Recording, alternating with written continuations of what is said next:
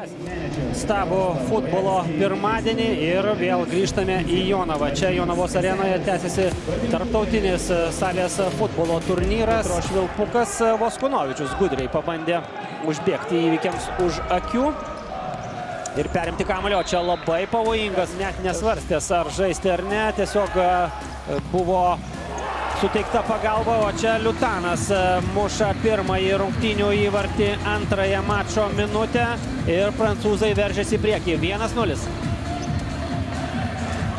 Puikiai išpildyta standartinė kairiąją koją ir nestabdydamas smeigia Vinį į lietuvių vartus ir Luko Senčiko šiai rinktiniai, bet gali būti dar pasikeitimo, ta tarpu greita prancūzų tranzicija, koks pavojingas epizodas ir vienas nuo kranto iki kranto prabėga antrasis numeris Saidas Bela ir siunčia jau antrą įvartį į Ernesto Macenio vartus. Lietuviams nubausti varžovus. Albertas Voskunovičius veržiasi vartų link ir nuo vartų linijos išmuša. Nes labai vėlai Ispanijos lyga finišuoja, bet ir Čempionų lygos finalo ketvirtas. Reimaris bėga į kontrataką, jo bandymas greta virpsto prašvilpia. Svarbiau yra perdavimo tikslumas, individuali kamuolio valdymo technika ir Paulius Osauskas visai greta virpsto. Tai padarė.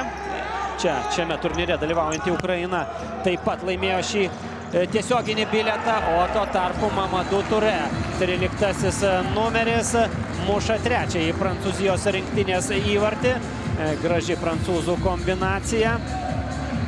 Šiek tiek nusivylę mūsų komandos gynėjai, bet ginklų sudėti nereikia. Ryšium su tuo turbūt iš dalies susiję permainos Lietuvos rinktinės trenerių štabe, o čia Deividas Reimaris antrajame kėlinyje. Dabar prancūzų kontrataka, pavojingas išpuolis ir praslysta kamuolys žaidėjas lietuvių ekipoje. Vartai tušti, čia smūgis į vartus.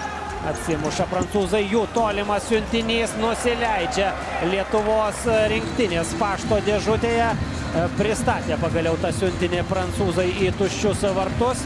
Kokiu penktuoju bandymu turbūt antrajame kėlinyje pelno ketvirtą įvartį. Telė už šiurkščią pražangą, visiškai pelnytai. Paskutinė rungtynių minutė, prancūzų reidas.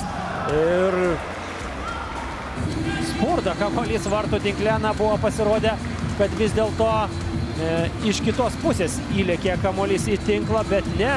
Fantastiškas Touré reidas ir į artimai per stipraus perdavimo ir aidi finalinė rungtynių sirena, skelbianti, jog Prancūzijos rinktinė Les Bleus 5-0 sutriuškino vis tik Lietuvos nacionalinę ekipą.